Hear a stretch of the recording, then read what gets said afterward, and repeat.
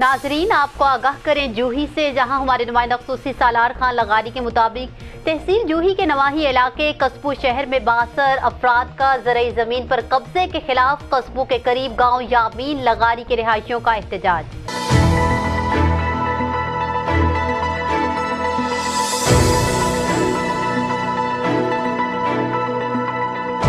तफसीलात के मुताबिक तहसील जूही के नवाही इलाके काचू के गांव यामीन लगारी के मुतासरा अफराद मीर अहमद राशिद अली, इलाही बख्श, यासीन लगारी, सालार खान मोहम्मद और दीगर मुतासरा अफराद ने प्रेस क्लब कस्बू के सामने एहतजाज करते हुए कहा कि 62 अफराद हमारी खानदानी ज़रई ज़मीन पर कब्जा करना चाहते हैं।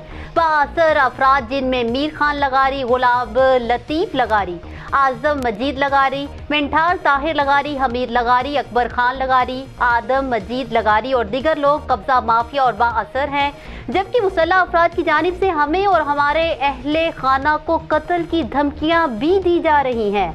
मुतासरा अफराद ने मीडिया से गुफ्तगू करते हुए मजीद बताया कि कुछ दिन कबल मीर लगारी ने हमारे कज़न हाजी माशूक को गोली मारी, जिससे वो जख्मी हो गया था, जबकि पुलिस की जानिब से कोई भी कानूनी कार्रवाई ना की गई।